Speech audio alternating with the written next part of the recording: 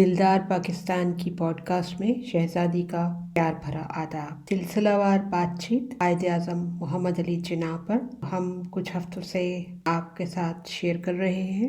पिछली पॉडकास्ट में आपको बताया था कि हम उनकी हक गोई और बेबाकी से शुरुआत करेंगे। ये मालूमात लिखी हुई हैं प्रोफेसर हमीदुल्लाह शाह हाशमी ने। देखिए क्या लिखते हैं उनकी हक गोई और बेबाकी के बारे में। अगर आपने पिछले एपिसोड सुने हैं तो अब तक आपको कुछ अंदाजा हो गया होगा।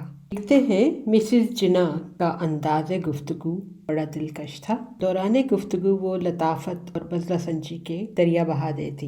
इनके मुकाबले में जमे रहना आसान न था। एक मर्तबा दिल्ली में वायसराय हिंद चेम्सफोर्ड ने चंद मेहमानों को, जिनमें मिस्टर जिन्ना और उनकी बेगम भी शामिल थे, रात के खाने पर दावत दी। इस जमाने के आदाब व कवायद के मुताबिक जब ADC ने वायसराय और लेडी चेम्सफोर्ड की आमद का ऐलान किया तो मेहमान ताज़ीम में खड़े हो गए। हर मेहमान उठकर मेज तक जाता और उसका तारुफ कराया जाता। तमाम खवातीन रिवाज के मुताबिक बारी बारी लेडी चेम्सफोर्ड के सामने ताज़ीम के तौर पर सरे खम कर देती। जब बेगम जिन्ना का वायसराय और लेडी चेम्सफोर्ड से तारुफ कराया गया तो बेगम जिन्ना ने मुसलमान औरतों की तरह लेडी चेम्सफोर्ड की खिदमत में आदाब अर्ज किया। आने के बाद वायसराय ने बेगम जिन्ना को मुखातिब करके कहा, मिसेस जिन्ना, आपके शौहर का मुस्तकबिल बहुत शानदार है और आपको इनकी राह में रुकावट नहीं बनना चाहिए। आपने कसर वायसराय के आदाब के मुताबिक हमारी ताज़ीम नहीं की।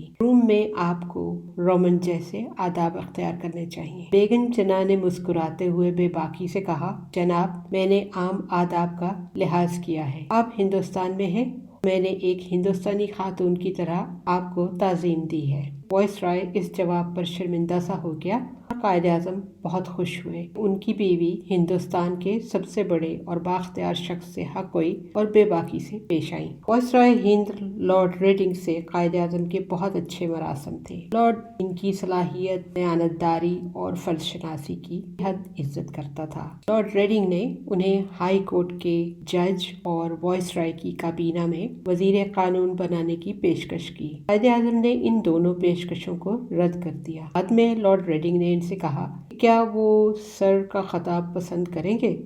जिन्ना जैसे शख्स को खरीदना मुश्किल था। उन्होंने कहा, सर मोहम्मद अली जिन्ना के मुकाबले में मैं ये ज्यादा पसंद करूंगा कि मुझे सिर्फ मिस्टर मोहम्मद अली जिन्ना कहा जाए। इसके बाद उसने बेगम जिन्ना को तरगीब दी, मगर उन्होंने फौरन कहा, अगर जिन्ना सर का खिताब कबूल कर लें तो मैं इनसे अलग हो जाऊंगी। एक मरतबा लॉर्ड रेडिंग ने जंग से पहले जर्मनी में अपने ज़मानाए तालिब इल्मी का जिक्र करते हुए कहा, ये सोचकर कितना दुख होता है कि अब मैं ख्वाहिश के बावजूद जर्मनी नहीं जा सकता। बेगम जिन्ना ने पूछा, आखिर क्यों नहीं? वायसराय ने जवाब दिया, बात यह है कि जर्मन हम अंग्रेजों को खास तौर पर जंग के बाद पसंद नहीं करेंगे। यही वजह है कि जर्मनी नहीं जा सकता। वो गजब की हाजिर जवाब और अपने शौहर की तरह वतन दोस्ती के जज्बे से सरशार थी। उन्होंने फौरन ये कहकर लॉर्ड रेडिंग को लाजवाब कर दिया, तो फिर आप हिंदुस्तान कैसे आ गए? अगला उन्वान है नावाफकत। कायद हर खुद साज शख्सियत की मानंद अमुल के मिले जुले नजरिए से असर पजीर रहे। इतनी मुद्दत पंचे तरज्जुद अलहदगी में गोशा नशीनी के बाद वो घरेलू जिंदगी को फरीजा गर्दान कर उसकी जिम्मेदारियों से ओहदा बरामद होते रहे। उन्होंने काफ़ी उम्र लज्जत-ए-उज़लत की खामोश फिजा में सर्फ की थी। उन्हें ऐसी बज़्म आराइयों और मुआशकाना रंगीनियों से शगफ न था। उनकी नौजवान शरीकाए हयात शायद लुत्फ़ सुबक रूही के लिए सरगर्दा थी। ये लिखा हुआ है आगे ब्रैकेट्स में कायदे आज़म की अज़दवाजी ज़िंदगी और नाम लिखा है मकसूद अहमद खान का। गालबन मालूमात उन्हें मकसूद अहमद खान से मिली। अप्रैल 1928 में कायद तन्हा ही वलायत से धारे। उसी साल के शुरू में उनकी बेगम रतन बाई इनकी कोठी छोड़कर ताजमहल होटल बम्बई में रहने लग गई थी। मियां बीवी की उम्रों का तफादत और उनके मिजाजों का इख्तलाफ रंग लाया और ताल्लुकात कुछ कशीदा हो गए। घरों में कभी थोड़ी बहुत नामवाफकत और नाहमवारी हो ही जाया करती है, लेकिन ये भी किया कि रतन बाई जरा सी ऊंच नीच पर ताजमहल होटल उठाई और फिर शौहर से कबल ही वालदेन के हमरा इंग्लिस्तान चली गईं। قائد اعظم منصف مزاجی کے سبب اپنے قصور تم متوازنیت کے معترف تھے۔ انہوں نے ایک درینہ پارسی دوست کو بتایا، غلطی میری ہے، ہمیں آپس میں جس جذباتی ہم آہنگی کی ضرورت ہے اسے پیدا کرنے کا ہم دونوں میں سے کوئی اہل نہیں۔ ماں باپ کے معول لاڈ پیار اور آزاد ماحول نے دختر کو زیادہ ہی خود سر غیر لچکیلی بنا دیا تھا، لیکن اسے ناکامی یا بگاڑ کہنا صریحاً ظلم ہے۔ بلا جواز تشہیر کرنا صریحاً ناانصافی، اخلاقی ضابطے کی خلاف ورزی اور توہین ہے۔ نظروں ظرفوں کا ٹکرا جانا کوئی غیر معمولی اور غیر قدرتی فعل نہیں۔ نخرے اٹھوانا، قدر کروانا بھی نسائی انا کی تسکین کا اہم رخ ہے۔ بعض حاسدوں نے قائد اور ان کی بیگم کے تعلقات پر ناروا رنگ چڑھا رکھا ہے۔ ایک محتسب ہندو سوانح نویس دیوان چمن لال نے اس محبوب جوڑے کی پاکیزہ شہرت کو ٹھیس لگانے کے لیے بدمزگی اور شکر رنجی کے کئی مفروضے بنائے۔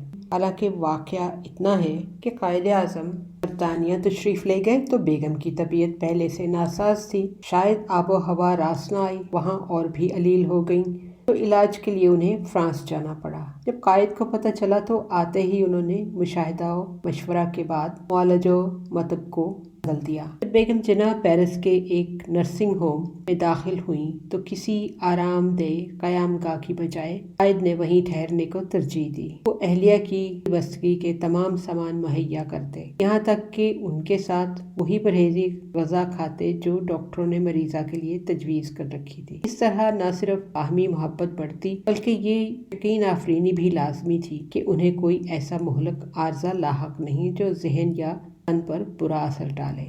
آج کے اس سلسلے کو یہیں روکتے ہیں اور آئندہ آپ کے لیے مصالحت اور وفات کے بارے میں بات چیت لے کر آئیں گے۔ آج قائد اعظم کا ایک کوٹ آپ کے سامنے پیش کرنے کی بجائے جو انہوں نے اپنے اسٹوڈنٹ سے کہا، اور اسٹوڈنٹس کراچی کے جو تھے 1941 میں، Get out of tranquility and step in the practical life. Dedicate your faculties to seek improvement in every field to make the condition of people. It is only then we can be strong enough to counter threats to our nation and defeat our enemies. ہمارا ای mail address ہے dildarpakistan@hotmail.com. Until next time, take care. God bless. اللہ حافظ.